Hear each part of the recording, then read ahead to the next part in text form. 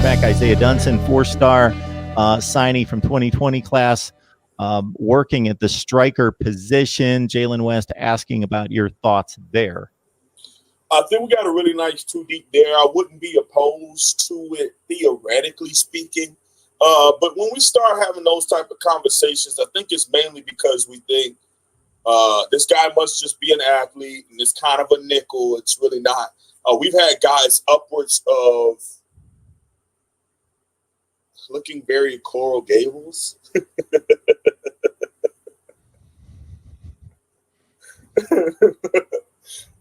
We've had guys way upwards of 200 pounds, even be deemed too light to play in there. And I mean, you got Gilbert Frierson, who's pushing about 210 right now. You also have Keontre Smith, who's about 212. Okay, and then you have Isaiah DUNSON, who's 184 pounds. Like, I get it. He's 6'1.5", 6'2".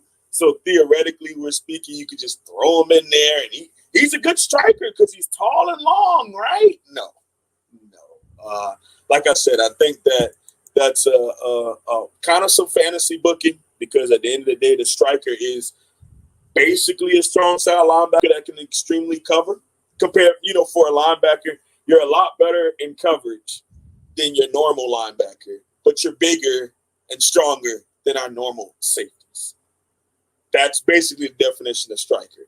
And just because you got somebody that's 6'1.5", who's 184 pounds, who's used to playing wide receiver and corner, nah, probably not. You may not want him in that striker position, because what's going to happen is, some 245-pound tight ends. There's some teams that do have fullbacks, 260-pound fullbacks coming out there, and you barely pushing 180, 190. That'll be pretty tough for you to be able to pull up and spill it back inside to the rest of the defense, which is what Romeo Finley did a lot of last year. He was able to run out and take the pulling guard, or take the tight end, or take the H-back, and hopefully it spilled back inside to Quarterman and Pinkney, and whether they decide to tackle that day. Chase Smith, 14th rated athlete according to the 247 Sports Composite, 37th rated player in Florida, top 260 player in the nation, and he has made his choice to play for Miami. Your thoughts about Mr. Chase Smith? Absolutely, Mark. Can you give me his measurables one more time? We're looking at 6'3", 190. Coming out of high school. And he's coming here. And if you turn on the film, the first thing I definitely listen. I look at myself, and a lot of people here really have me like as a recruiting aficionado. I didn't know anything about Chase Smith till about a month ago. But the minute I turned on the film, I'm like, we're recruiting him to play what? This dude is out here running routes and catching bombs and shaking people and stiff-arming guys, and it's rarely any plays of him on defense. And so I'm like, am I looking at the right player here? And it's funny how we were talking about the position because he's getting recruited here to come and play striker. Now, I'm not going to sit here and take shots at Isaiah DUNSON. That doesn't make any sense. But you see how he's already bigger and weighs more than him coming in, going into his senior year. You get what I'm saying? Coming here to play the striker position for the University of Miami. I mean, he's a legacy player. His dad played here in the 80s.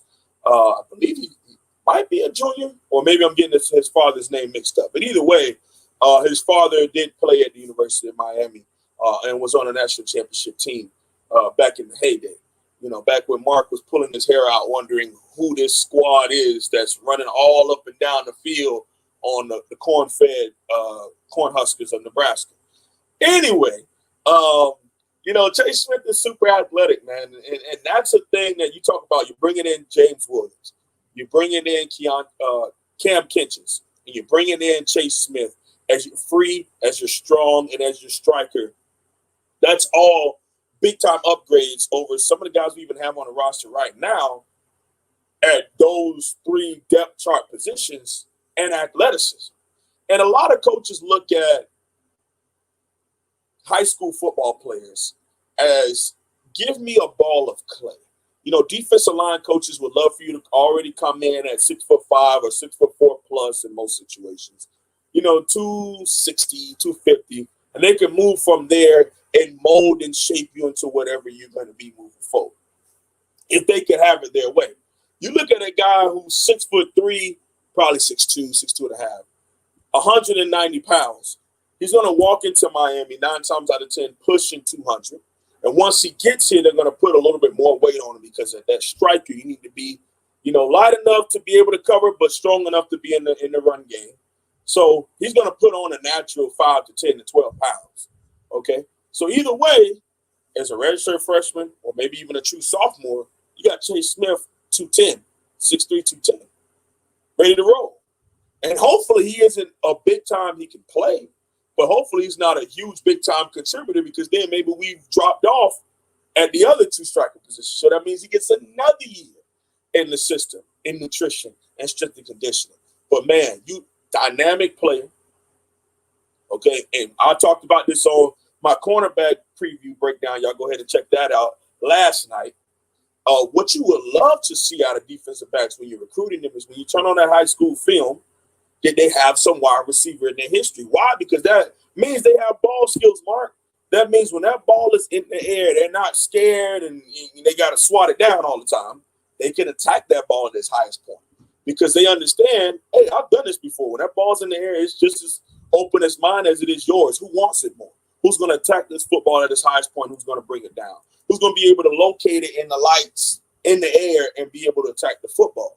And that's something that Chase Smith has been doing his time in high school, and I don't think it's going to change when he gets here to college. So, man, excited to be able to bring in this type of player. It's been rumored for weeks, and I'm not going to say he was a signing or anything like that because I don't know any of that. But I do know that it's been rumored, and it's been in the works for a while, and we were able to get him to solidify it and go ahead and open commit and publicly commit to University of Miami, man. And recruiting has always been exciting, especially when you talk Miami. It's like a big-time name that's something, because it's usually a big-time player in the area.